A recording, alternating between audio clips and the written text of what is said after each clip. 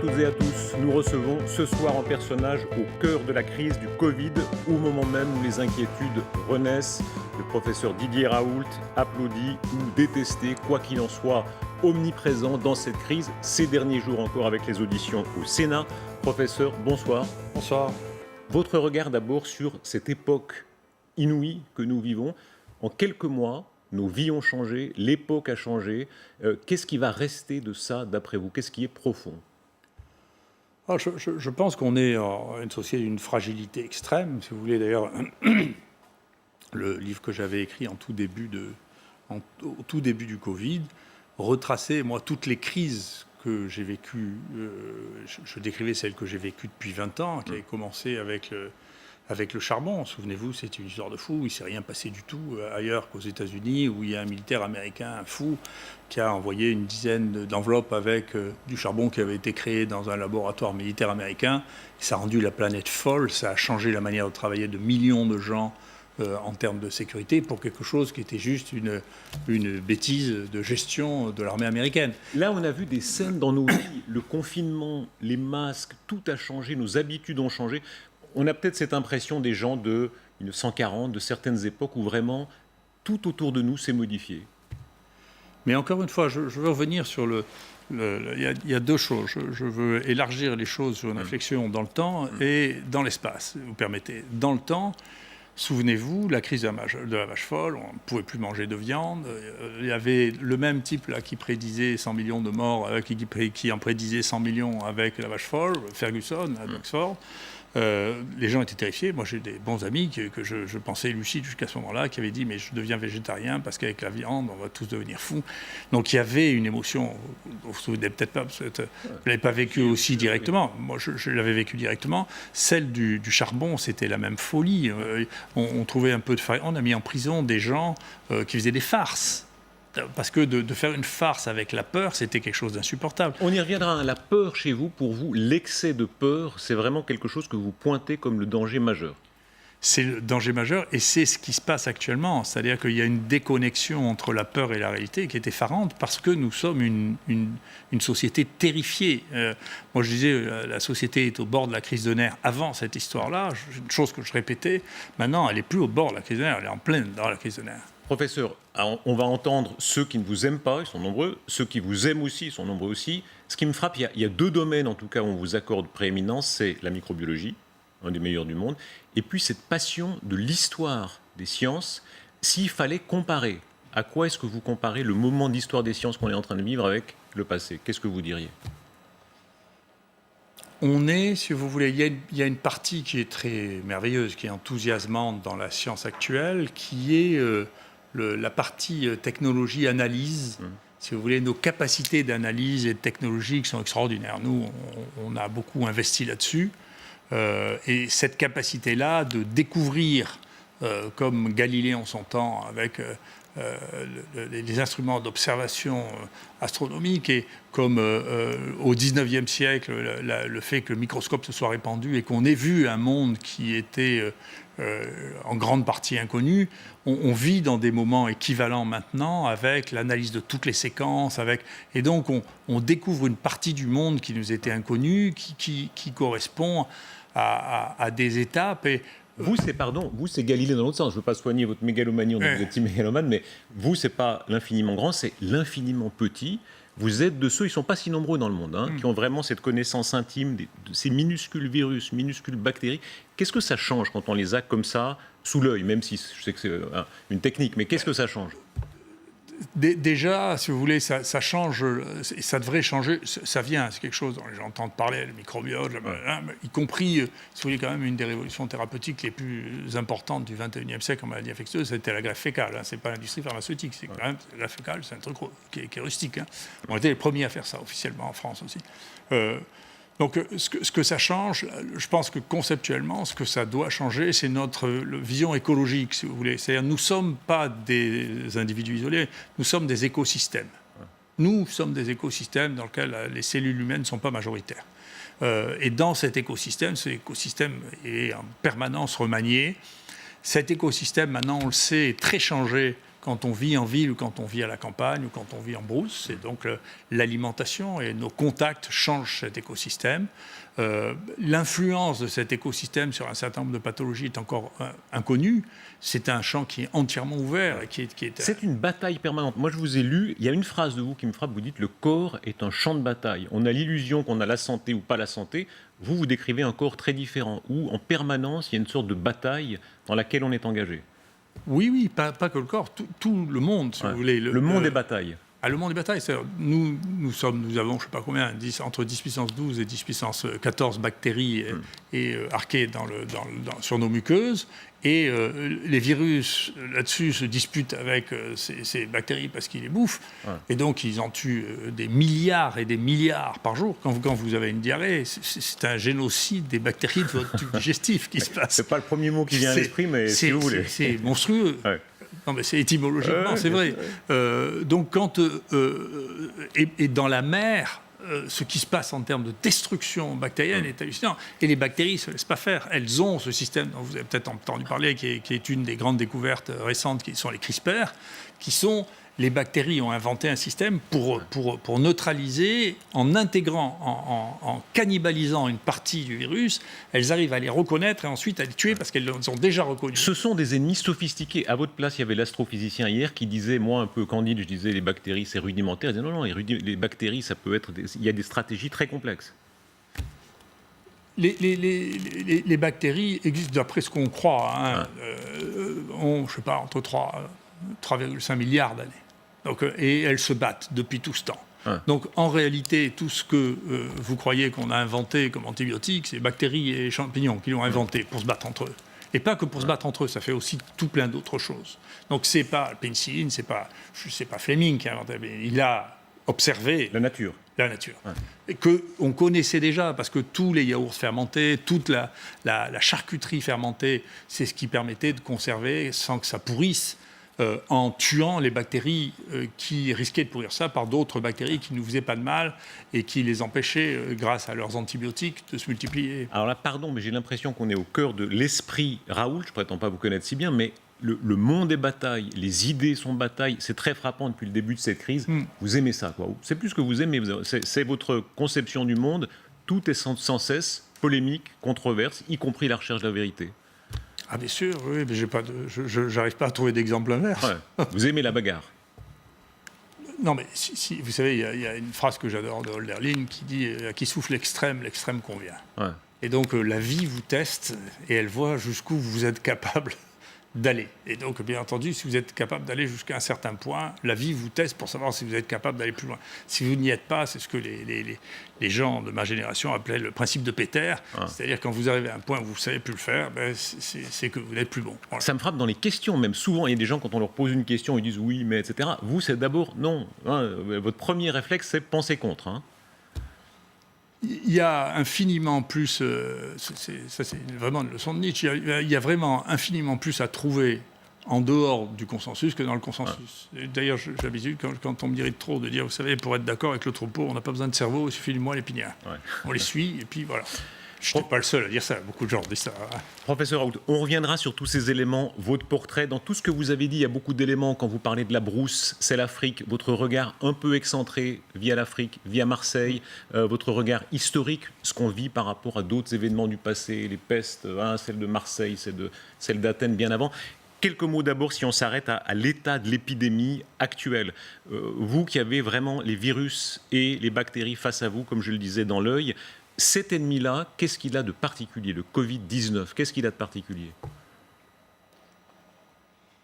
Dans la maladie Covid, ce qu'il a de particulier, c'est que il donne quelque chose qui n'est pas spécifique, mais qui était observé, à ma connaissance, seulement dans une maladie virale respiratoire, c'est l'atteinte de l'odorat et du goût, qui sont vraiment très spécifiques. On fait vraiment du diagnostic avec ça. Donc nous, on appelle l'anosmie. Alors, on savait ça avec un virus qui s'appelle parainfluenza 3. qui donnait ce qu'on appelle les anosmies saisonnières, parce que c'est une maladie du printemps. C'est une virose respiratoire, mais au lieu d'être l'hiver, elle est le printemps. Plutôt le printemps et l'automne. Ce que ça a de particulier, ce que nous n'avions pas vu et qu'on a découvert au fil de l'eau, c'est les troubles de la coagulation. Ouais. Le fait qu'il y ait des thromboses, que ces thromboses donnent des embolies pulmonaires et qu'une partie importante, voire essentielle, des formes respiratoires graves sont dues non pas à une pneumopathie, comme on avait l'habitude de voir, mais à des embolies pulmonaires. Et quand on a compris ça, on a commencé à anticoaguler les gens. C'est un virus plus vicieux, si j'ose dire, que d'autres. Il attaque par plusieurs voies. Je sais pas, je ne donne pas de qualificatif au virus. C'est ce qui fait lui, c'est sa manière de vivre, sa manière de faire. Et donc il y a quelque chose qui est très spécial, ou peut-être qu'on en sait plus sur ce virus aussi que sur les autres, on n'a jamais étudié autant un virus quand même. On a étudié ça, à part peut-être le virus du sida. Branle-bas mondial. Oui, et puis avec une vitesse qui est considérable. Ce virus entraîne une réaction immunitaire, c'est-à-dire de nous contre lui, qui est d'une violence, dans les formes graves, pas dans les formes banales, mais dans les formes graves, qui est une violence extrême. Et c'est dans la deuxième ou la troisième partie de la maladie, c'est ça le plus grand danger. Donc c'est la raison pour laquelle, d'une part, moi je continue à penser que l'hydroxychloroquine joue un rôle important parce que c'est utilisé dans chez les gens qui ont des auto-anticorps. C'est une maladie qui a des auto-anticorps. Hein. Si on en donne dans le lupus, c'est pour ça. Hein. Et si on en donne dans le syndrome des antiphospholipides, c'est aussi pour ça. Et qui sont des anticorps qui donnent des troubles de la coagulation et qui sont associés à ces troubles de la coagulation. Mais ils ne sont pas tout seuls. Mais professeur, pardon, si on regarde les chiffres actuels pour avoir vraiment la vue d'ensemble, dans le monde, comme ça vraiment la vision la plus large, on en est à plus de 900 000 morts dans le monde, presque 31 000 en France. Voilà, vous avez l'échelle historique. Est-ce que c'est une épidémie hors norme ou bien est-ce que c'est une épidémie parmi d'autres ? Écoutez, vous savez, moi j'ai l'habitude de dire les comptes se font à la fin. C'est à la fin qu'on compte. Globalement, si vous voulez, si vous comparez, et c'est des données que je mets tous les jours online, hein, si vous comparez par exemple aux grippes historiques, c'est-à-dire à la grippe espagnole, c'est un peu difficile de savoir vraiment combien il y a de gens qui sont morts, entre 40 et 50 millions de morts. D'une population, cette fois-là, très jeune. Parce que ça s'est répandu d'abord dans les camps militaires. Là, c'est très âgé. Ça reste une constante encore aujourd'hui. Donc, si vous voulez, si vous regardez la courbe de la démographie américaine, c'est très intéressant sur Wikipédia, hein, vous regardez ça, il n'y a qu'un trou. C'est pas du tout la guerre de 14 et la guerre de 39 comme chez nous, comme en Allemagne ou comme en Russie. C'est la grippe espagnole. Donc, la grippe espagnole est le seul événement du XXe siècle qui a changé la démographie aux États-Unis. Donc c'est colossal comme événement. Cet événement-là ne va pas faire un trou dans la démographie d'aucun pays du monde. Est-ce que c'est vrai, que la surmortalité, là on sent que les scientifiques flottent, il y a les deux avis. À votre avis, est-ce qu'on ne peut pas encore dire, ou est-ce qu'on peut déjà dire qu'il y a une vraie surmortalité en 2020 par rapport à une année normale, entre guillemets ? Moi, là encore, vous savez, je crois... les gens dont c'est le métier, pas trop, les gens qui ont une opinion surtout. Ouais. Donc les gens dont c'est le métier dans ce pays s'appelle l'INED. C'est l'Institut national de la démographie. Donc ils ont publié un papier que j'ai rapporté. Et donc ils estiment que pour l'instant, alors bien entendu on n'est que mi-septembre, ils estiment que pour l'instant la variation de l'espérance de vie par rapport aux autres années, elle est de 0,2 années, si vous voulez, en moins. Et que donc c'est inférieur à ce qui s'est passé par exemple en 2015 où il y avait 0,5 années en moins. Donc en réalité on est un peu dans un plateau depuis une dizaine d'années avec parfois un peu mieux, parfois un peu plus, comme la plupart des pays développés. Est-ce que vous entendez, en entendant ce que vous dites, il y a d'autres médecins qui le disent, beaucoup se diront, ce qu'on fait là, c'est trop. Il y a une sorte de surenchère, une sorte d'exagération. Il faut agir, mais on en fait trop. Est-ce que c'est votre avis ?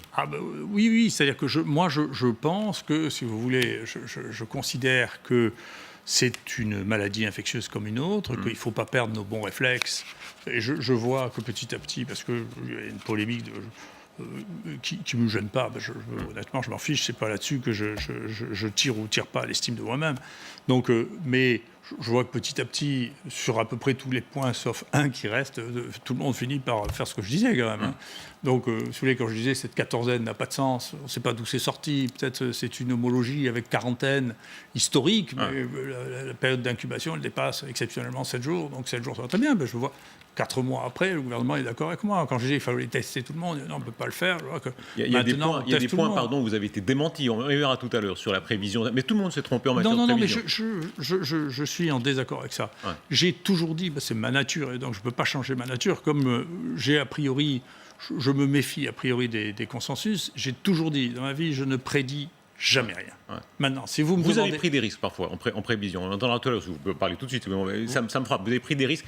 Là, est-ce que vous êtes fait avoir un peu comme tout le monde? C'est tentant, on est sur un plateau, parfois c'est la faute du journaliste qui essaye de jouer à la prédiction, et puis on lâche une prédiction de trop. Ça arrive à tout le monde? Je ne sais pas, parce que vous êtes... certains d'entre vous sont malicieux. Ouais. C'est de la malice. Vous êtes malicieux aussi. Oui, mais si vous voulez, je me prends pas pour un animal de télévision. Ouais, donc globalement, c'est pour ça que je préfère. Non. Alors, vous savez, je refuse à peu près 95% des propositions qu'on me fait parce que j'ai autre chose à faire. Ouais. Non, je sais pas ce que je voulais, mais il y a une fascination Raoult. Vous n'êtes pas maquillé. La maquilleuse tout à l'heure était très déçue. Elle disait j'aurais voulu voir Didier Raoult. Tout le monde veut voir la bête. Oui, mais j'y peux rien quand même. Qu'est-ce que j'y fasse? Vous croyez pas quand même que faut être fou pour imaginer que je suis comme je suis pour séduire les uns ou les autres. J'en ai rien à foutre. Enfin, c'est pas mon métier. Enfin. Didier Raoult, pour arriver vraiment au cœur de la question. Non, mais globalement, encore une fois, je l'ai dit, je l'ai écrit, je le redis, si vous voulez, et je me suis suffisamment moqué des gens qui prédisaient pour ne pas faire de prévision. Après, si on me demande, je dis par analogie avec, et bien entendu, quand il s'agit d'une nouvelle, c'est juste délirant de vouloir prédire. Donc, par analogie, si on regarde, par exemple, il existe déjà, avant ça, 6 maladies à coronavirus. Par analogie, si on regarde ce qui se passe, voilà les scénarios que l'on a vus jusqu'à ce jour. Ouais. Donc, je ne peux pas dire ça, et si on me le redemande, je le redirai pareil. Hein. Professeur, pas de prévision, mais vraiment la photographie actuelle de l'épidémie. Quand on regarde les chiffres, par exemple, à l'échelon de la France, par exemple à l'échelon de la région sud, 139 patients en réanimation, 31 lits occupés sur 35. La question que beaucoup de gens se posent, elle est toute simple, c'est est-ce qu'on est en train de revivre le scénario de février ou de mars, avec tout ce que ça suppose, risque de reconfinement, etc., ou est-ce que c'est différent, d'après vous, en l'état?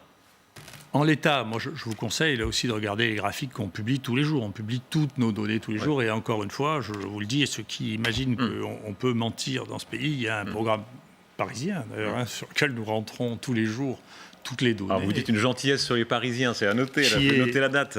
Vous savez, le premier médecin de ma famille a travaillé dans les maladies infectieuses à Paris, à l'hôpital des contagieux de la Porte d'Aubervilliers. Donc vous savez, personne n'est parfait. En l'état, voilà. Est-ce que le scénario est en train de se refaire? Pour l'instant, et à cet instant-là, je n'ai pas cette impression-là, c'est-à-dire que on a analysé les 100 premiers cas que nous avons eus à partir de juillet pour les comparer à 100 cas comparables de ce que nous avions avant. On est parmi les seuls à pouvoir le faire, puisque nous, on a toujours fait la même chose depuis le début. C'est-à-dire, on a toujours testé tout le monde, les symptomatiques, les asymptomatiques. Donc, les recrutements qu'on a maintenant et les recrutements qu'on avait à l'époque sont de même nature. Le pourcentage de positifs sont de même nature, les tranches d'âge sont de même nature. Il y a eu un peu plus, pendant la période de juillet, début août, un peu plus de la tranche d'âge des 20-30 ans qui se sont fait tester, mais ça a été la seule différence. Si on analyse ça, la gravité, c'est un papier qu'on a envoyé là aussi, la gravité des 100 premiers cas que nous avons eus là en juillet-août est inférieure de manière significative à celle que nous avions dans la période mars-avril. Toujours alors dans l'état présent, en termes d'immunité, est-ce que vous voyez des signes que les choses ont évolué? Non, l'évaluation de l'immunité c'est très difficile. Hein. C'est extrêmement difficile. Nous, ce qu'on voit, ce qu'on a vu, ce qu'on avait imaginé, qui est vrai en partie, c'est qu'il y a des réactions croisées, c'est-à-dire qu'il y a des anticorps qui reconnaissent d'autres coronavirus qui circulaient avant, chez des gens avant que cette maladie n'apparaisse. Donc, est-ce que ça, c'est protecteur ou pas protecteur? C'est extrêmement difficile à savoir. Est-ce que cette maladie va être aussi immunisante que la plupart des maladies infectieuses? Je n'ai pas de raison de croire le contraire, mais je n'en sais rien, on verra bien. Il y a beaucoup de je ne sais pas, on le constate. On ne sait même pas Bien encore si j'ai déjà eu le coronavirus. C'est pas sûr que je sois immunisé à ce stade. Oui, mais c'est la preuve d'un début de sagesse. Ouais. C'est-à-dire que le je ne sais pas, c'est la réponse la plus habituelle que l'on doit donner, en particulier face à une maladie nouvelle. Ouais. Les mutations du virus, vous l'avez dit hier au Sénat, est-ce que là, il se passe quelque chose où effectivement ce virus est en train de changer? Est-ce que là, en l'état, on peut le dire? Oui, si vous voulez, on a, moi, la première hypothèse que j'avais en juillet, si vous voulez, quand on a vu repartir les choses, c'est de dire, tiens, ça doit être un mutant, on va regarder ce qui se passe et donc faire rapidement beaucoup de séquences. On a des moyens techniques qui sont considérables, et donc à faire beaucoup de séquences. Et donc, très rapidement, les 20 premières séquences qu'on faisait étaient celles d'un mutant qui avait plus alors ce qu'on appelle des mutants, c'est des virus qui ont des bases différentes du virus source, du premier virus. Et donc il y avait plus de différences que ce qu'on avait l'habitude de voir dans les virus que nous séquencions dans les mois de mars-avril. Et donc on pensait qu'il y avait ce mutant qu'on a appelé Marseille, qui était le mutant qui allait remplacer les mutants que nous avions avec. Et puis en réalité, ce mutant-là a fait une courbe en cloche, lui aussi, et il a disparu en août. D'accord ? Donc celui qu'on a appelé Marseille, il y a une centaine de cas qu'on a identifiés dus à ce mutant-là, et il a disparu. Et puis il y a d'autres mutants qui sont apparus. Alors je vous dirai pourquoi on trouve que c'est des mutants significatifs. Il y a d'autres mutants qui sont apparus. Actuellement, on en est à 7 mutants différents, et celui qui est le plus courant actuellement, c'est le numéro 4. Est-ce qu'il est plus doux que numéro 1? On ne peut pas dire ça. On a fait une étude sur les 100 premiers cas de gens malades sans nécessairement les corréler avec la gravité. On est en train de faire ce travail sur les 100 premiers qu'on a du mutant Marseille pour les comparer à la banque de données qu'on a de ceux que l'on avait avant. Alors oui, la question de savoir si c'est différent comme mutant, c'est que, si vous voulez, on peut mesurer la distance qu'il y a entre un virus actuel et son virus source. Et cette distance était 10 fois moins importante dans les virus. Bien sûr, il y a déjà une variabilité que nous avions de mars à avril par rapport à ces 7 groupes de virus que nous avons maintenant, qui sont beaucoup plus distants du virus source que ne l'étaient les virus qui circulaient en mars-avril. C'est clair, ça? Un fait objectif, c'est qu'il y a des différences régionales, visiblement. Marseille, Bordeaux, par exemple. Comment est-ce que vous les expliquez? J'en sais rien. Non, ben si, quand même, on voit bien qu'il y a des différences très frappantes. La concentration de population, ça reste l'élément principal? C'est un élément. Il semble que le premier virus Marseille, ça, on a pu tracer comment ça s'est passé. Il a été importé du Maghreb par bateau, d'accord. Et ensuite, il s'est répandu secondairement. Ça, on sait comment ça s'est passé sur les bateaux. Il y a même une vraie question qui est, sur ce bateau, il y a eu un accident de calanisation avec les eaux usées qui sont répandues dans tout le bateau. Les marins ont ramassé ça comme ils pouvaient. On a eu des marins malades. On a eu des gens qui se passaient sur ces bateaux qui étaient malades. Donc, cette source-là, c'est-à-dire le génotype Marseille, vient probablement pas de Marseille. Il a probablement été importé et s'est répandu là. Je ne sais pas si ça a joué, mais Marseille est un port et a toujours eu une quantité d'épidémies qui sont arrivées à Marseille par la mer. Enfin, c'est vieux comme l'histoire marseillaise. Quand on vous écoute, on voit toutes ces inconnues. On fait la comparaison avec d'autres moments. La Grande Peste, c'est 1720 à Marseille, c'est ça. On a l'impression souvent, c'est un peu défaitiste, mais ces grandes épidémies, elles arrivent, elles tuent. On essaye de se battre comme on peut. À Marseille, ils avaient déjà quelques idées de confinement, etc. Puis à la fin, elles disparaissent. On ne sait pas très bien pourquoi. C'était peut-être pareil en 1920. En réalité, on a peu de moyens. Parce que là, il manque, encore une fois, c'est un peu ce que vous dites quand vous dites, écoutez, alors la concentration urbaine, ça veut dire quelque chose. Il nous manque une réflexion. Si vous voulez, toutes les maladies infectieuses ne sont que des maladies d'écosystème.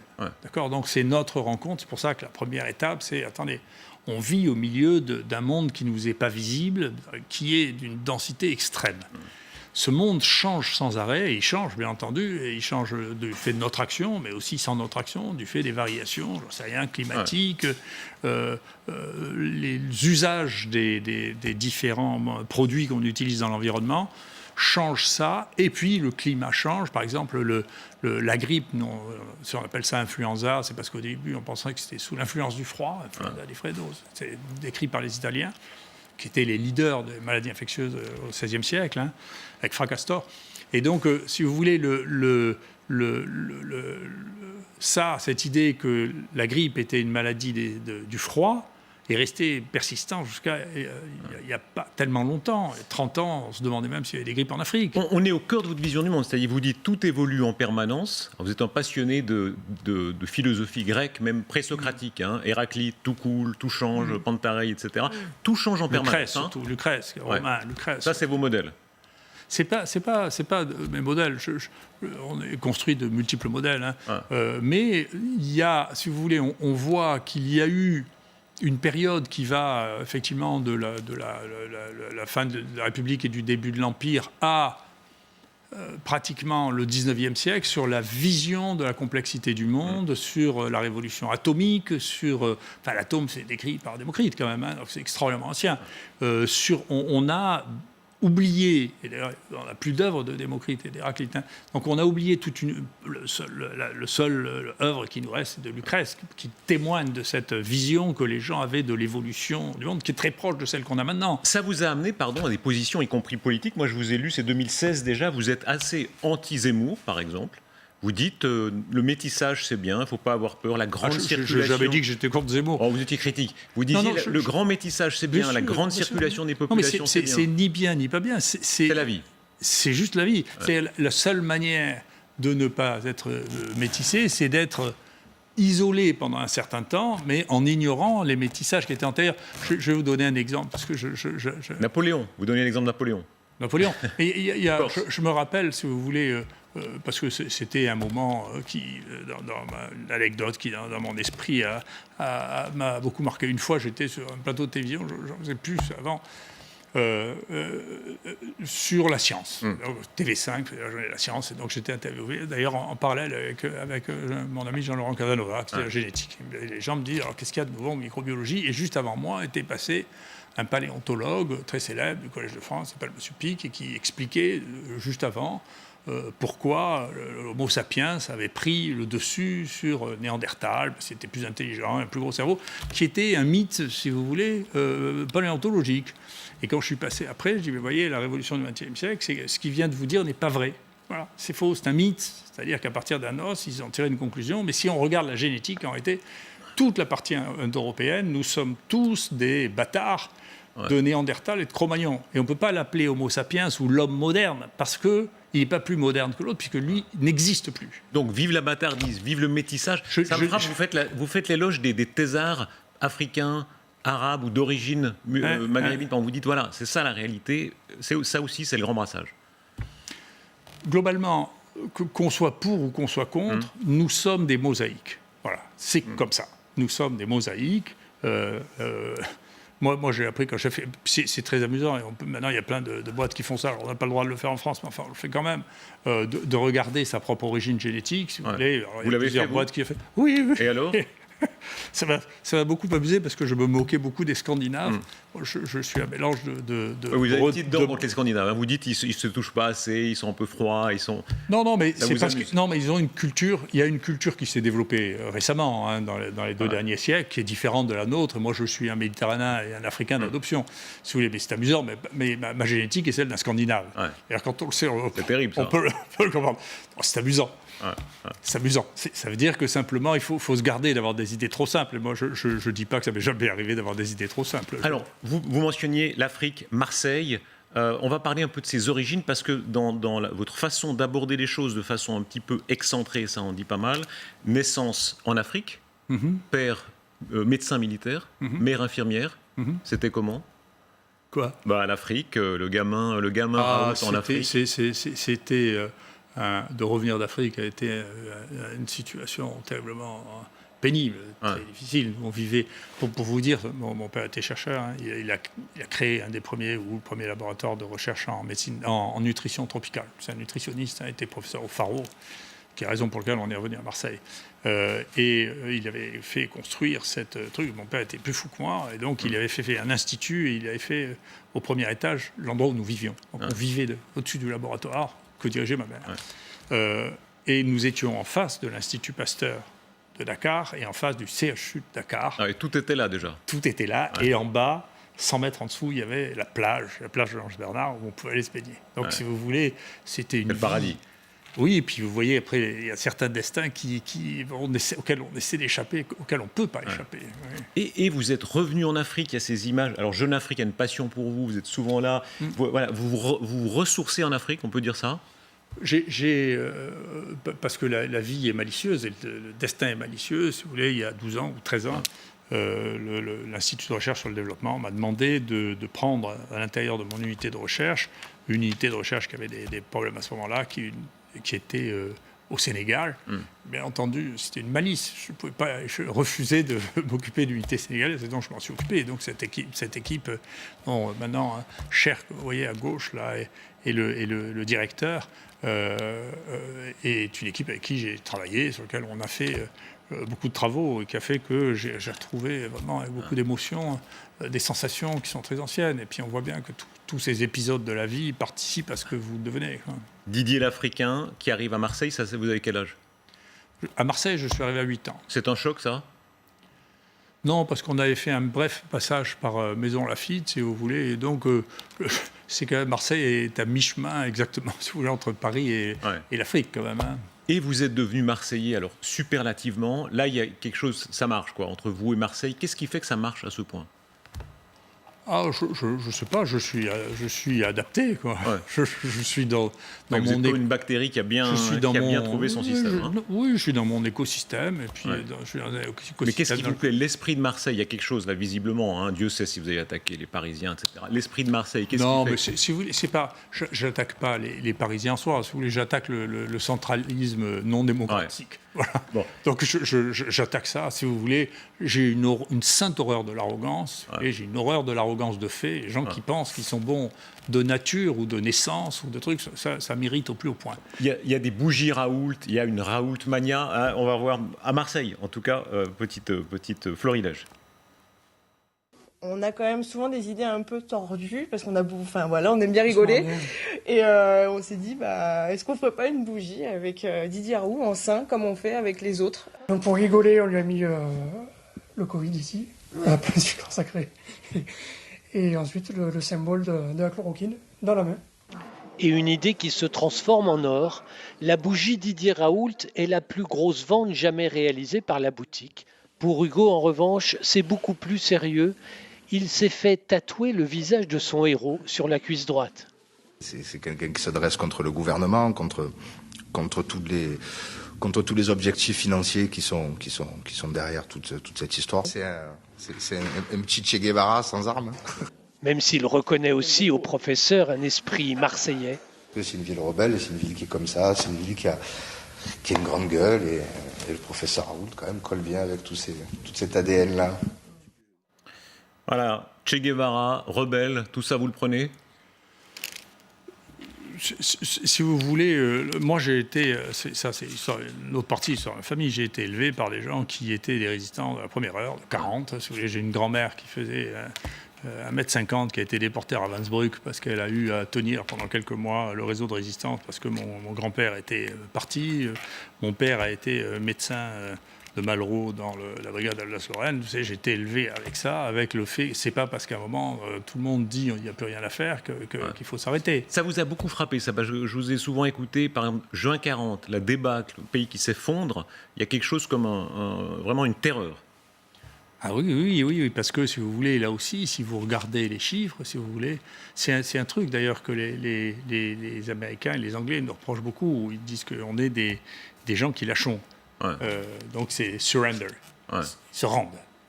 Donc, il ne faut jamais se rendre. Moi, en tout cas, je n'ai pas été élevé comme ça. Et donc, si vous voulez, si vous regardez les chiffres, c'est très troublant, 40, parce que les Français ont perdu plutôt moins d'hommes que les Allemands. Ouais. 50 000 sur 2,3 millions, si vous voulez.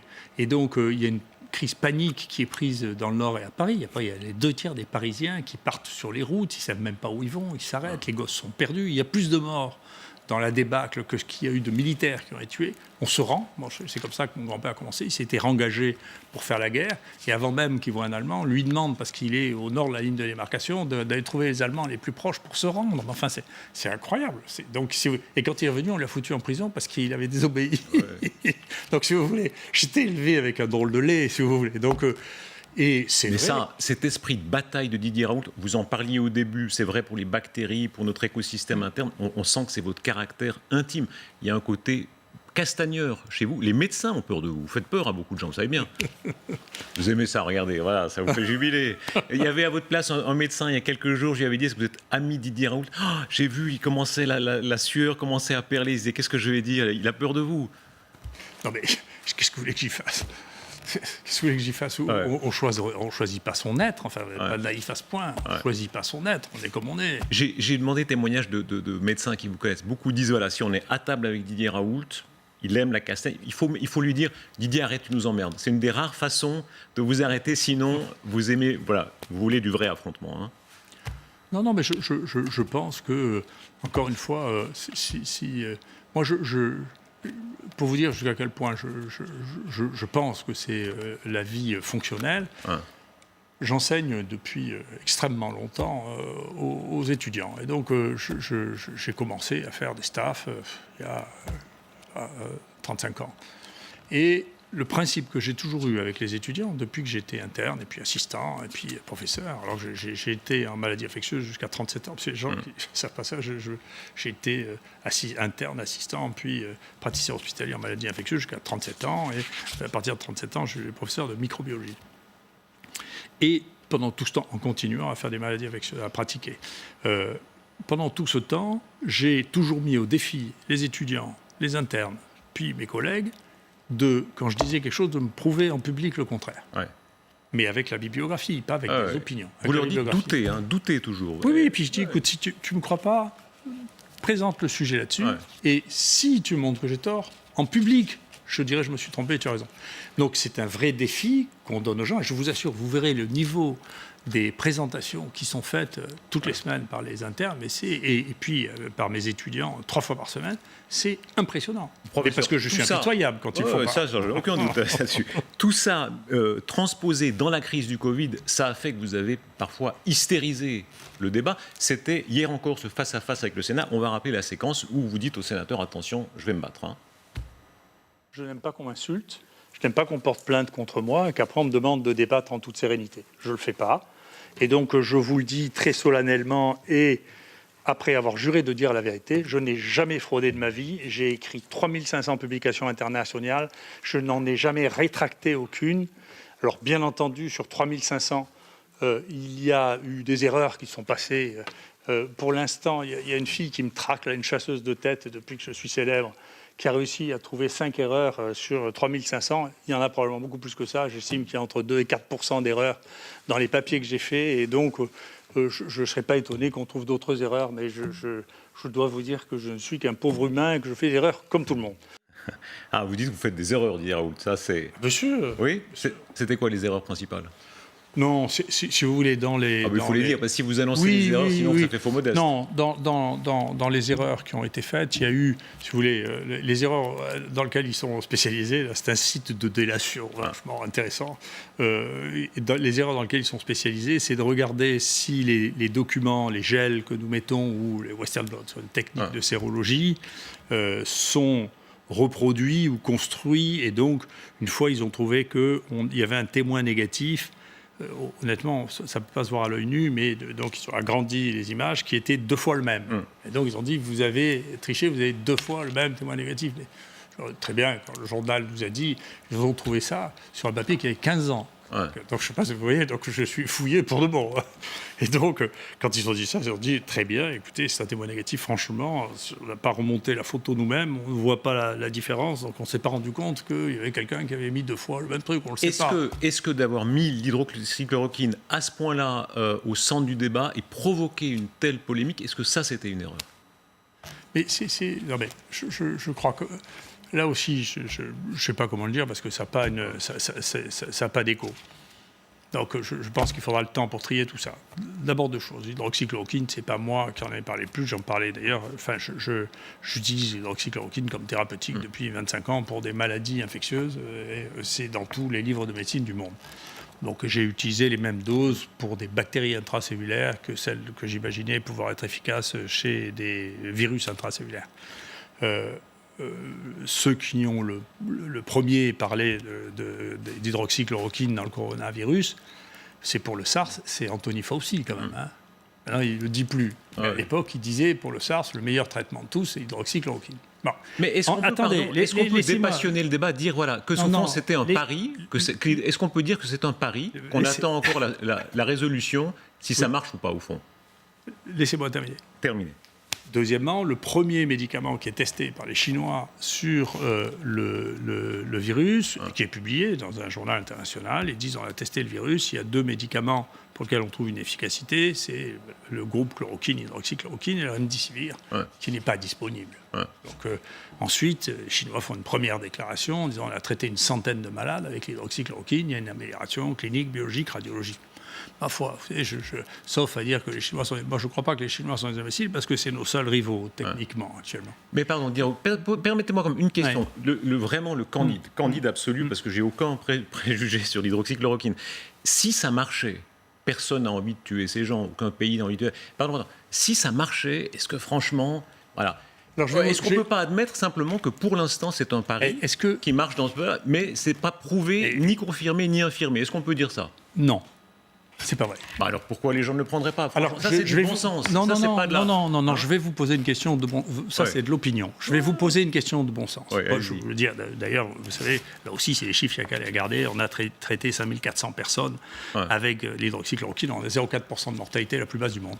D'accord? Il est sorti 100 publications d'essais sur la chloroquine. Vous ne les connaissez pas. Personne ne les rapporte ici, personne ne les lit d'ailleurs. Donc 80% montrent qu'il y a un bénéfice. En général, entre 30 et 50% de la mortalité. D'accord, mais pourquoi les États, si c'est le cas, pourquoi les États je vais vous expliquer pourquoi. Ne s'y mettraient pas. Je vais essayer de vous expliquer pourquoi. Je ne suis pas sûr que vous comprendrez maintenant, mais à un moment, vous comprendrez ce que je dis. Je vais me concentrer. Je vous ai dit tout à l'heure, je suis cerné de psychiatre. Je ne sais pas pourquoi. Je ne sais pas si elle me surveille. Épouse psychiatre, beau-père. Mon beau-père était professeur de psychiatrie. Ils vous disent que vous êtes un peu fou, qu'est-ce qu'ils disent? Non, aucun d'eux parce que je suis fou. Bon, ils n'osent pas. Je ne sais pas s'ils n'osent pas, mais ils restent avec moi. Ils ne traitent pas, ils me demandent plutôt des conseils. Il y a quelque chose en psychiatrie qui est un phénomène très important. Il y a eu une seule bouffée délirante dans l'histoire de l'hydroxychloroquine. Une seule. Mais vous allez me dire le Lancet, l'étude foireuse. On est bien d'accord. Non, mais n'exécutez pas ça comme ça. Vous ne réalisez pas ce qui s'est passé. Bien sûr, ça a été un plantage complet pour eux. Il y a aucun doute. Vous ne réalisez pas comment un journal comme ça, des reviewers, des éditeurs, ont pris comme étant possible par des inconnus que l'hydroxychloroquine... Non, on n'est pas d'accord. Laissez-moi terminer. Pouvait tuer 10% des gens quand 2 milliards de gens avaient pris ce médicament sans inconvénient. Comment ils ont pu croire ça? Comment, dans le week-end, le ministre et l'OMS a pu valider ça? Ça s'appelle une bouffée délirante dans le métier psychiatrique. Et quand quelqu'un a une bouffée délirante, vous savez ce qu'on fait quand il est sorti de la bouffée délirante? On lui dit, écoutez, vous vous rendez compte que c'est une bouffée délirante, et s'il n'a pas la critique de sa bouffée délirante, c'est qu'il est toujours fou. Et donc ça a été un coup pour vous. Non, c'est la réponse à votre question sur l'hydroxychloroquine. Ils sont mais vous êtes en train de me dire que même les États ont des bouffées délirantes qui veulent vraiment... Ils sont à ce point délirants qu'ils disent on préfère que nos gens meurent plutôt que d'accepter ce que dit M. Raoult. Arrêtez de dire les États. Il y a 4,6 milliards de gens qui vivent dans des États dans lesquels on recommande l'hydroxychloroquine. Mais la France, il n'y a pas une bouffée délirante du gouvernement français qui voudrait... Si, je crois. Croyez vraiment que le gouvernement français a une bouffée délirante à ce point-là? Oui, j'hésite entre une bouffée délirante, si vous voulez, et l'incapacité à dire, écoutez, vous ne voulez pas qu'on remette les choses à plat, qu'on regarde calmement, paisiblement, finalement. Attendez, il n'arrête pas, il en sort... Ils ont un point de vue idéologique, d'après vous? Je ne sais pas. Au départ, certainement, il y avait un point de vue idéologique des gens qui disent, écoutez, il y a une maladie nouvelle, c'est un médicament nouveau qui va marcher, ce n'est pas un truc qui a 70 ans, vous nous racontez les balivernes. Je comprends ça, je comprends que c'est une position. Regardez vous-même, comment se fait-il que le seul médicament qui a été arrêté en cours de route alors qu'on n'avait pas validé, c'est l'hydroxychloroquine? Ils n'ont pas fini l'étude dessus, ils ont arrêté. Vous vous rendez compte que... mais les Anglais ne sont pas plus malins. Dans l'essai anglais, vous vous rendez compte, et dans des choses qui ont été publiées pour dire que l'hydroxychloroquine ne marchait pas. Mais écoutez, parce que tant que vous n'aurez pas compris que tout ça, c'est de la folie... Non, mais j'entends vos arguments. Non, mais attendez, laissez-moi terminer. Professeur, vous comprenez bien que ceux qui vous écoutent, beaucoup se disent que le fou c'est pas eux, c'est lui. Parce que dire qu'un gouvernement, encore une fois, pardon, mais préfère laisser mourir ces gens parce qu'il a une bouffée délirante plutôt que d'admettre que ça marche, c'est pas possible. Mais vous vous trompez. Hein. Alors moi aussi, j'ai une bouffée délirante. Non, mais c'est pas là. Je vous dis, laissez faire dans votre cerveau le chemin de ce que je vous dis. Ouais. Quand il est publié dans le New England, 2 articles qui dit l'hydroxychloroquine ne marche pas. Vous regardez l'un qui est signé par Spiker et il vous dit, écoutez, c'est une série sur laquelle il y a 30% des gens sur lesquels je n'ai fait aucun test. Ouais. Vous prenez ça. Ouais. Ensuite, il y a le grand essai anglais. On dit c'est pas la peine d'avoir un test si le médecin est convaincu que c'est ça, c'est bon. Ouais. Et non mais vous pensez qu'on est dans le même monde ? Professeur, l'avenir tranchera. Quoi qu'il en soit, on voit à quel point vous assumez des positions iconoclastes. Là, voilà, il y a un caractère, Raoult, ça fait beaucoup pour la fascination qu'il y a autour de vous. Vous osez. Voilà, vous osez absolument. Il y a une forme, est-ce qu'il y a une forme, je vous le pose sans provocation, disons, de mégalomanie assumée chez vous ?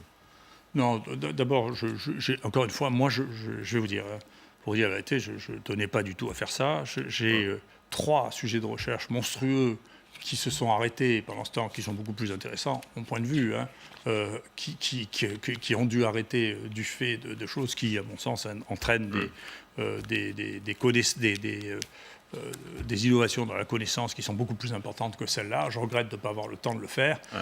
Il se trouve qu'on était là et qu'on a les moyens de faire. Mais encore une fois, je pense qu'il faudra du temps pour que les gens raisonnent et réfléchissent. Mais comment est-il possible que nous arrivions à faire 3000 tests par jour qu'on rend en moins de 24 heures ? C'est qu'on a un savoir quand même. Ouais. Comment se fait-il que nous, on ait eu, je sais pas, 69 000 personnes qui sont venues se faire tester dans notre institut ?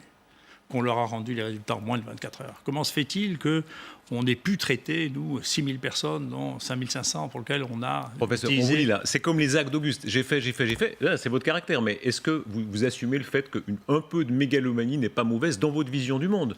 Non, mais écoutez, honnêtement, je pense que les gens qui traitent les autres un mégalomane, pour moi, peut-être que je me trompe, mais rappelez-vous que j'ai des accointances en psychiatrie, c'est des gens qui prétendent être plus grands que ce qu'ils sont. Ouais. Vous êtes aussi grand que vous prétendez l'être. Je prétends rien du tout. Ouais. Vous savez, c'est les gens qui me prêtent, vous m'avez déjà entendu dire que non, la seule chose qui m'intéresse, il n'y a qu'une chose sur laquelle je ne peux pas admettre, c'est qu'il y a des données quantifiables dans la vie, comme pour tout. Comme chez les sportifs de haut niveau. Vous avez énormément publié. Vous êtes, ça tout le monde vous le reconnaît, un des plus grands microbiologistes du monde. Ça, c'est un fait.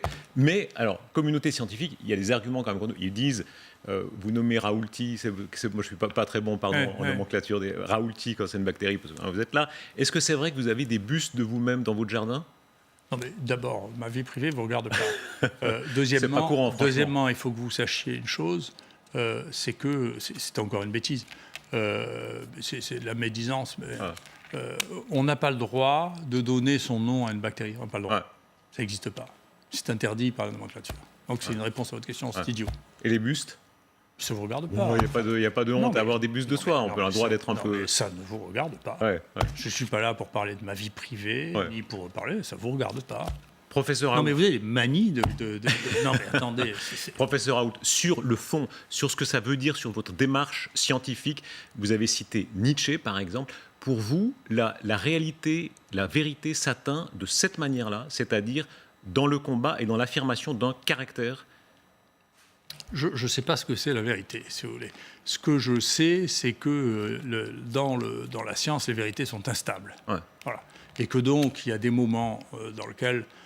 les choses avancent d'une manière considérable. Moi, je compare, et je dis ça aux plus jeunes, je trouve qu'avec, en microbiologie, en biologie, avec les outils que nous avons, depuis l'ère de la génomique, nous vivons l'équivalent de ce que les géographes ont vécu au début du XVIe siècle, c'est-à-dire on découvre une part du monde dont la plus grande partie du monde nous était totalement ignorée. On l'a découverte, nous, bien sûr, elle existait avant qu'on les voie, mais nous découvrons cette partie du monde.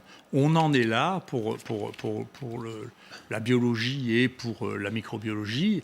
On en est là, des outils qui nous font découvrir des choses tous les jours, et donc il faut être très modeste avec ça, il faut être très prudent et modeste. On vient de vivre des mois inouïs où, dans cette grande polémique perpétuelle, les politiciens aussi se sont emparés. Il y a ce moment où Emmanuel Macron va vous rendre visite. Voilà, ça a été un moment fort de cette crise quand même. Il y a le président de la République qui va chez vous. Il y a cette photo qui a été beaucoup commentée où c'est vous qui êtes presque dans la position un peu du chef d'État et puis lui est un petit peu comme ça. Ça, vous l'avez vécu comme un tournant pour vous? Au risque de vous décevoir, je trouvais que c'était intelligent de sa part. Ouais.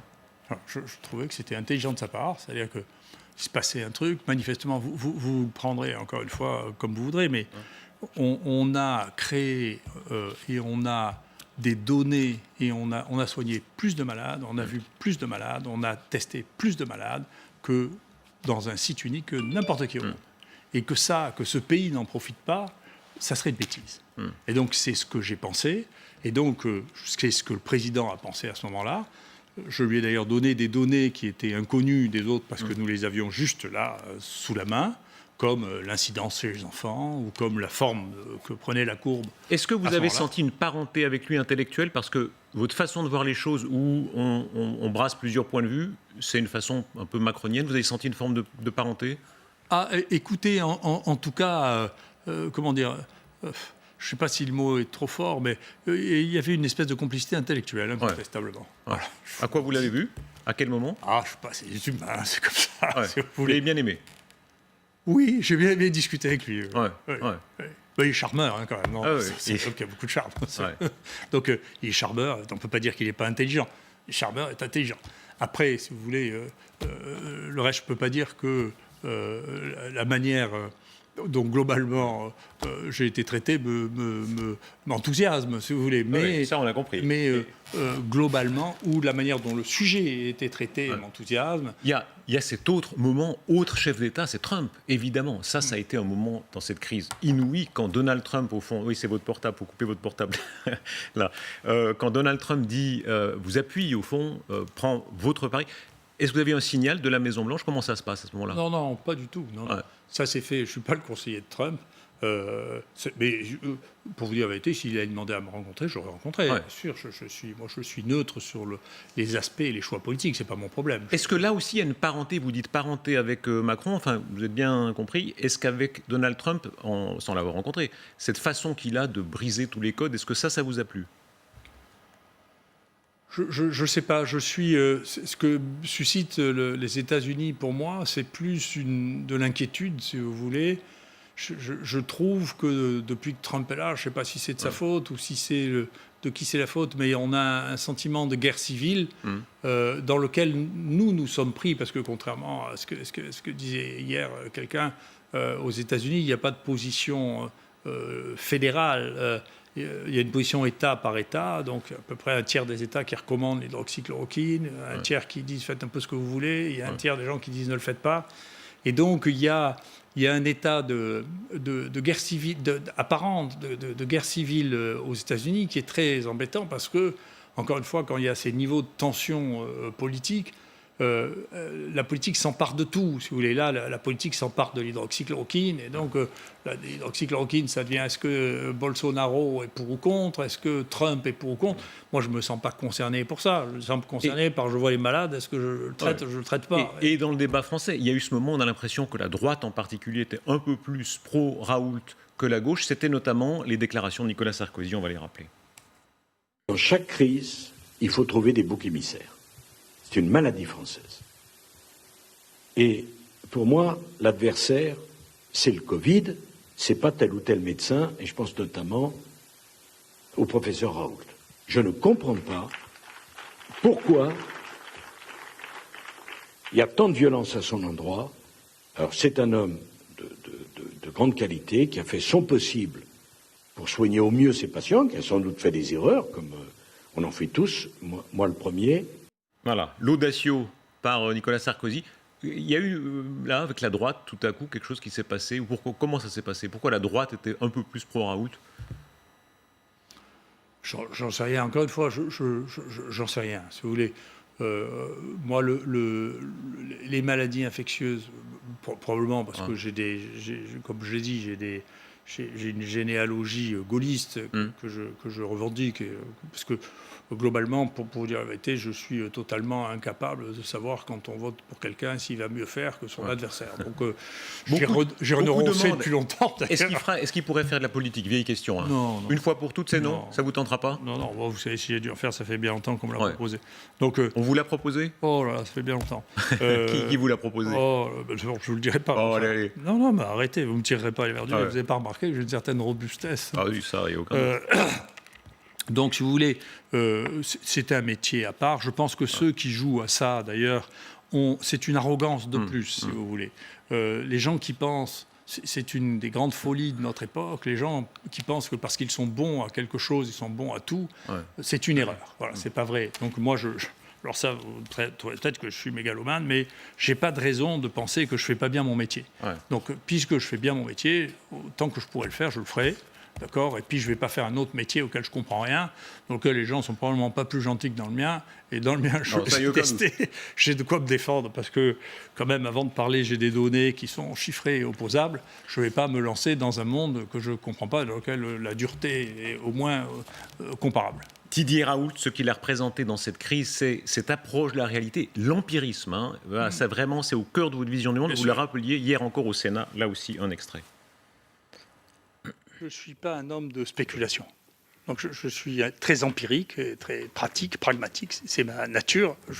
Elle me réserve de très bonnes surprises. Donc je serais content de ce qu'on a pu trouver. Je pense qu'on peut découvrir d'ailleurs que par l'observation et l'empirisme. On peut confirmer par les techniques méthodologiques, mais on ne peut pas découvrir comme ça. Ça fait l'objet de grands débats épistémologiques. Donc la manière dont nous travaillons, d'abord, c'est que nous lisons toute la littérature. Didier Raoult, là, il y a vraiment une approche du monde, l'empirisme, surtout pas les méthodologistes. Ça, c'est vos grands ennemis. Hein. Pourquoi? Non, c'est pas. Dans l'épistémologie, c'est pas moi. Je trouve que beaucoup des réflexions manquent de fond. Je m'excuse. Donc, quand vous regardez l'histoire des grands épistémologistes du XXe siècle, d'accord. Donc, le premier grand épistémologiste du XXe siècle, c'est Karl Popper, qui dit, écoutez.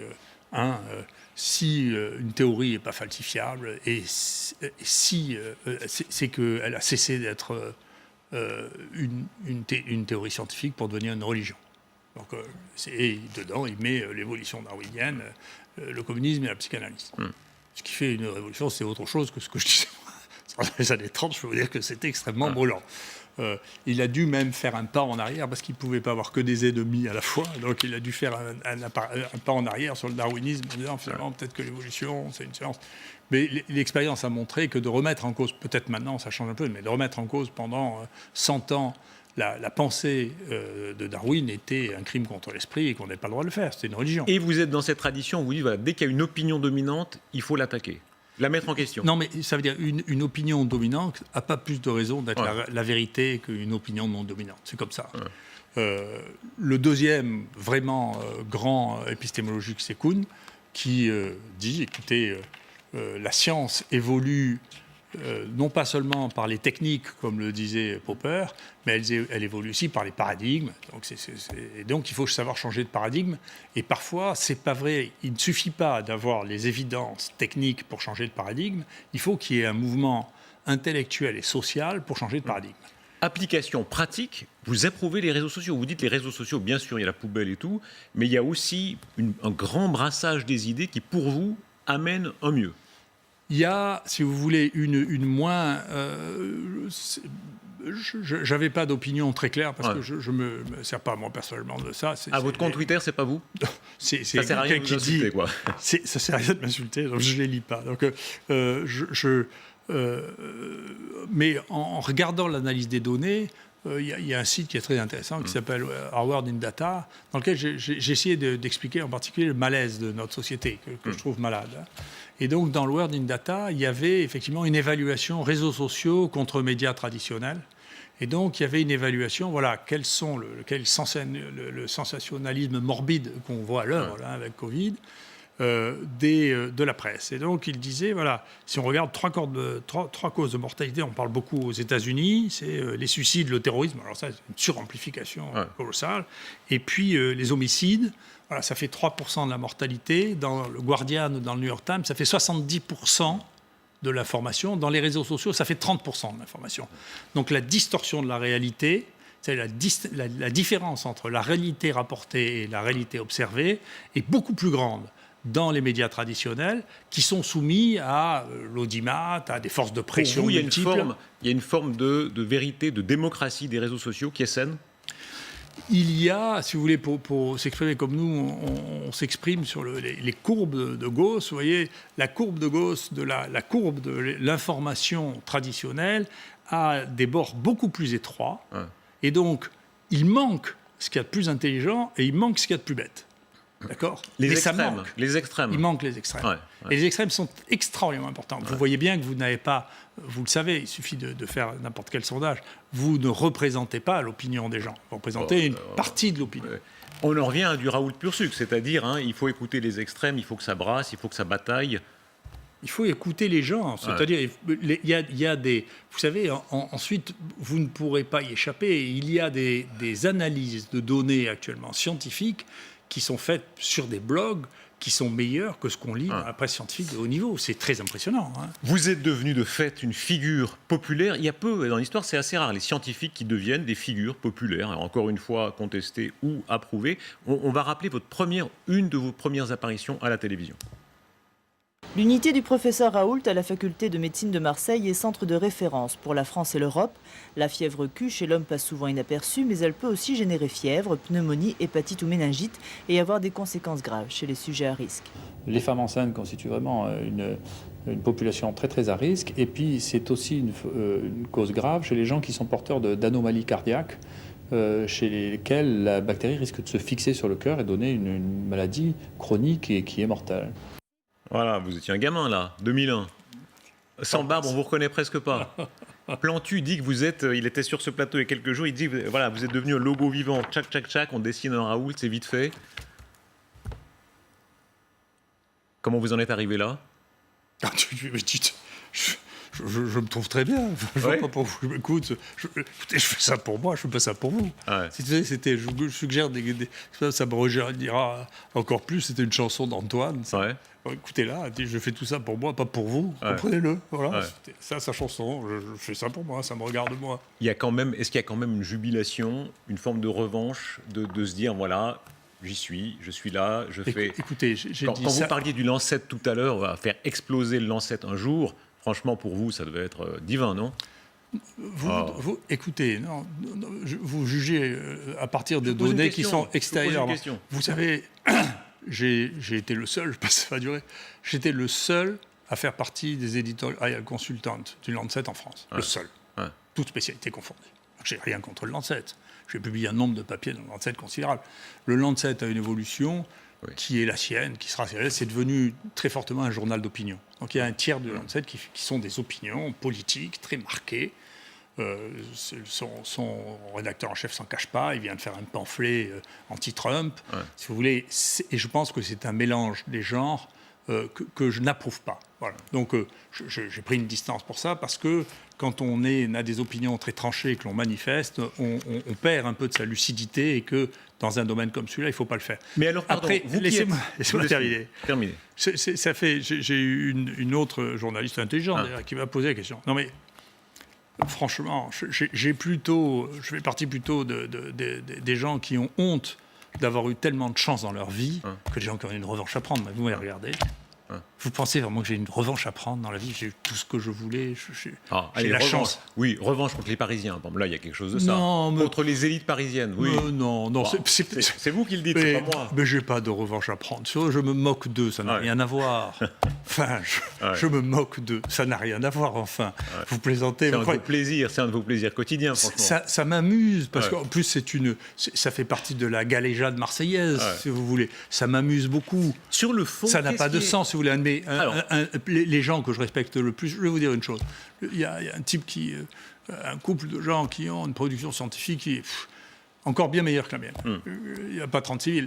J'ai demandé une fois de venir chez moi, je ne connaissais pas du tout, c'est Guido Kremer. Je ne connaissais pas du tout, j'ai envoyé un mail, est-ce que vous êtes d'accord pour venir faire un séminaire chez moi ? Il dit, mais attendez, j'ai rien à voir avec votre truc. Pourquoi vous voulez ? Je dis, mais parce que je vois que vous êtes meilleur que moi, je veux savoir pourquoi.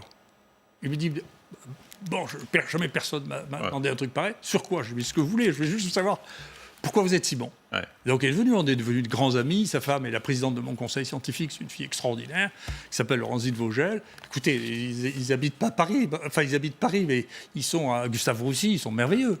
Jean-Laurent Casanova est un type qui est merveilleux, qui a fait tout truc. Les types qui étaient les maîtres que je regardais avec amour, c'était Claude Grisselli et Philippe Even. Quand même, juste sur le fond, vous dites qu'il n'y a pas de sens, c'est la galéjade, mais est-ce qu'il y a dans l'esprit de Marseille, dans ce que représente Marseille pour vous, quelque chose, voilà, une leçon à prendre, est-ce que c'est le brassage, est-ce que c'est, on l'entend beaucoup, hein. Sûrement, moi je trouve que le brassage est extraordinaire, je pense que ce pays doit se servir de Marseille. Moi je vois pour les étudiants, si vous voulez, francophones, on est souvent leur destination numéro 1. Et donc, parmi les choses, quand on va passer notre vie à être évalué, on dit pourquoi vous ne prenez pas d'autres étudiants que les francophones, c'est parce que en dehors des francophones, on ne sera pas, les gens diront je veux aller à Oxford, je veux aller à Boston, tandis que les étudiants francophones, très souvent, leur premier désir, c'est de faire des maladies infectieuses, et les maladies infectieuses, c'est dans le monde francophone, c'est nous. Et donc, on a les meilleurs étudiants de leur pays. Quelques sons à Marseille, quelques réactions à Marseille, on va les entendre. Pour moi, c'est pas une superstar ou un anti-superstar, c'est un médecin. Donc je pense que lui, il a donné son avis en tant que médical. Et je trouvais vraiment qu'il était très très bien. Il s'est pas laissé faire. Il a joué son rôle de médecin, le serment d'Hippocrate. Pour moi, c'est ça la médecine. En temps de guerre, on fait ce qu'on peut, sur les champs de bataille, comme là. Et je crois que son raisonnement est juste, en tout cas. Et c'est le seul qui n'a pas menti. En tout cas, il a dit ce qu'il pensait, surtout. C'est frappant dans les mots qui reviennent. Médecin, Franz-Olivier Gisbert, grand Marseillais de nouveau, dit vous êtes d'abord un médecin. En réalité, Raoult, vous avez d'abord cette fibre du médecin qui, même dans la nuit, a une passion de répondre à quelqu'un pour lui dire tu devrais faire ceci ou cela. Ah oui, je suis un consultant médecin, puis j'ai une longue généalogie de médecins et de militaires. Ouais. Les deux ensemble. Oui. Ça en dit beaucoup de vous aussi. Hein. Qu'est-ce qui fait C'est quoi la vraie fibre du médecin? Le cœur, c'est quoi? C'est le soin, de soulager. Et d'ailleurs, j'ai eu l'occasion de le dire hier, je veux le redire. Vous savez, les soins, ça existe depuis très longtemps, depuis des milliers d'années. Le premier soin, c'est de soulager les gens, de les calmer, de les rassurer. D'accord? Et bien entendu, j'assume entièrement ça. C'est-à-dire, j'ai toujours pensé, comme vous dites, je redoute la peur. Et effectivement, vous parliez des Grecs, vous savez, si on a créé un dieu pour illustrer ça, qui est Pan, pour illustrer la panique, ça veut dire quelque chose. Rien n'est plus dangereux que la panique, donc il ne faut pas manier la peur. Je pense que c'est pas bien, c'est dangereux. Et je pense que médicalement, on n'a pas le droit de le faire parce qu'on connaît les conséquences du fait de faire peur aux gens. Et donc de donner de l'espoir aux gens, c'est la base de la médecine. C'est la base de la médecine, c'est d'être gentil, c'est de donner de l'espoir aux gens et c'est d'essayer de faire tout ce que l'on peut pour. Et si on me demande, et hier j'ai discuté avec un très gentil sénateur quand je suis sorti qui me dit « Ah, mais il faut absolument… » Je dis « Moi, je suis incapable de faire un essai, randomisé en double aveugle, parce que ça ne rentre pas dans ce que je crois être le contrat que j'ai avec mes malades. » Vous parlez de la peur. Est-ce que tout ça peut mal finir ? Vous qui êtes passionné d'histoire grecque, il y a Thucydide, la peste d'Athènes, un monde où on est libéral, où tout va relativement bien, et puis tout à coup, une épidémie fait tout descendre, tout devient plus dur, plus dictatorial. Est-ce que, là c'est vraiment de la pure hypothèse historique, c'est pas de la prévision, mais est-ce que cette crainte, elle existe dans votre esprit ? Elle existe et je la vois, si vous voulez. Je trouve que, j'en sais rien, le monde évoluera, mais là, il y a un mélange des rôles, si vous voulez, que je n'approuve pas. Quand le conseil scientifique, et c'est mon copain, des fois-ci, pour dire c'est mon copain, il fait partie copain que vous avez pas mal piqué. Des copains comme ça préfèrent pas trop en avoir, si vous permettez. Oui, mais c'est ce que je juge, c'est pas l'homme. C'est à partir du moment où on assume des responsabilités, on assume les critiques qui vont avec. Vous le savez bien, pour connaître le monde politique, c'est comme ça. C'est la nature des responsabilités qui sont comme ça. Et donc, si vous voulez, je ne crois pas que le rôle du conseil scientifique, ce soit d'annoncer des mesures politiques. Voilà, je ne le crois pas. Je pense que les politiques doivent prendre leurs responsabilités, que le conseil scientifique doit rester dans l'ombre en donnant ses conseils. Et un conseiller n'est pas un décideur. Voilà, c'est ma vision de la politique. Et en même temps, je ne crois pas que les politiques doivent prendre des décisions médicales à la place des médecins. Donc je suis très attaché à ça. Je peux vous dire que pendant la crise de 2008, donc de la grippe H1N1, à l'époque j'étais très apprécié du Conseil de l'Ordre et on m'a demandé de faire un mot dans le bulletin du Conseil de l'Ordre pour dire qu'est-ce que je pensais en mai-juin, au début, au moment où la grippe dite porcine ou mexicaine est arrivée. Et j'avais dit, écoutez, faites attention, la grippe, c'est de la médecine. Ceux qui vont les gérer, c'est les médecins. Ne vous coupez pas des médecins. Il faut rester avec les médecins parce qu'à la fin, c'est les médecins qui s'en occupent. Et c'est leur métier de s'en occuper. Vous pouvez leur donner des informations, mais aussi bien les obligations dans un sens, si vous voulez.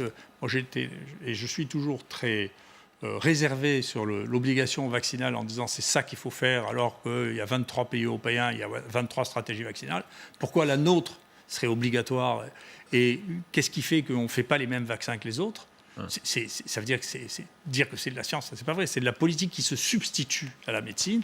Et là, d'interdire la prescription de médicaments anodins, si vous voulez, c'est se substituer à la décision médicale individuelle. Et je ne suis pas d'accord avec ça. Professeur Raoult, votre côté médecin, parfois très pratique. Alors vous dites, par exemple, le lavage des mains. On est dans un moment où on sent bien qu'il y a des risques accrus.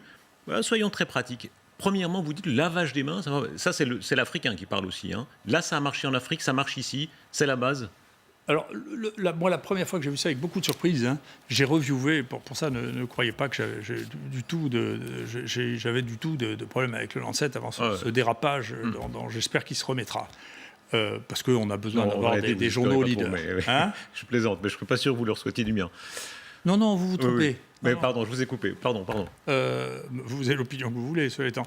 Le Lancet m'avait envoyé à reviewer un papier extraordinaire qui avait été fait par des Anglais au Pakistan, où ils avaient testé par groupes familiaux, si vous voulez, de leur faire laver les mains tous les jours, d'autres non.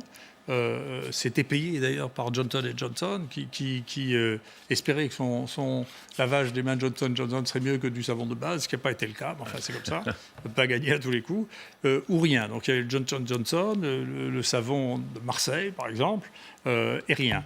Et il cherchait quelque chose qui nous apparaît à tous naturel, c'est la diminution des gastro-entérites, dont on sait que c'est ce qu'on appelle les maladies des mains sales. D'accord ? C'est les maladies à transmission des matières fécales, où on s'essuie mal les mains, et donc c'est ce qu'on appelle la maladie des mains sales, les maladies des mains sales. Et comme groupe contrôle, ils prennent les pneumopathies. Et donc, à la fin, quelle surprise, il y a une diminution, bien sûr, des gastro-entérites, 30%, chez ceux qui utilisaient du savon, et une diminution des pneumopathies de 30% aussi. Et donc, c'est pareil, c'est de l'empirisme.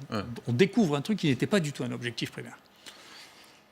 Et donc, je review ce papier, j'étais très, très enthousiaste, et j'ai beaucoup milité pour que ceci devienne un truc. Et puis, on a fait la même chose en Afrique, dans les 2 villages sénégalais dont je vous parle, où il y a un village où on a implanté... L'étude s'est arrêtée au bout de 8-9 mois, parce que quand les gens du village qui n'avaient pas le savon ont vu que les autres avaient le savon, ils sont tous allés savon au marché, et puis finalement... Et ça marchait. Et de la même façon, ici, c'est la base. La fièvre, les diarrhées, les pneumonies, c'est incroyablement... Question très simple, réponse très simple. Allez encore dans les EHPAD, visiter nos personnes âgées, ça il faut le faire, ou est-ce qu'il faut limiter d'après vous ? Vous savez, c'est des équilibres, il ne faut pas laisser les gens mourir de désespoir. Il faut pas. Donc tout ça, c'est des équilibres. Il faut. Je comprends bien que c'est très compliqué. C'est une des raisons pour lesquelles je ne voudrais pas faire de la politique. Je ne veux pas leur jeter la pierre. C'est très compliqué de prendre des décisions, si vous voulez, qui sont blancs ou noirs sur des populations. Il faut essayer de faire preuve d'un peu de bon sens, d'un peu si vous voulez, il faut faire attention, mais comment faire dans une loi? Écoutez, si vous voyez qu'il y a des sujets âgés qui deviennent complètement dépressifs, faites attention quand même. Vous voyez, donc tout ça, c'est pour ça qu'on ne peut pas se passer des médecins. On ne peut pas se passer de la proximité. Professeur, quand on fait bilan de cette émission, voilà, les réussites et les échecs d'Didier Raoult. Alors, je ne veux pas vous ressortir toutes les prévisions, parce que c'est un jeu, tout le monde a lancé des prévisions, parfois ils se sont trompés.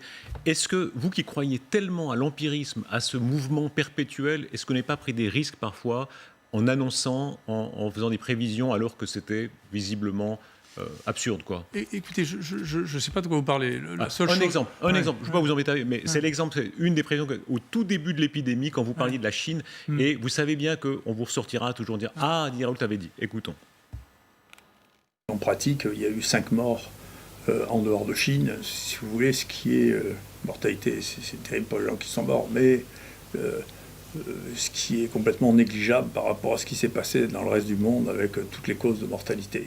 On a l'impression qu'on est plus dans un jeu vidéo comme Risque, si vous voulez, où les gens appuient sur un bouton à chaque fois qu'il y a un cas dans un pays, même s'il y a 1 milliard d'habitants, et psh, ça y est, c'est rouge, ça y est, le virus envahit la Terre. Tout ça, c'est des bêtises.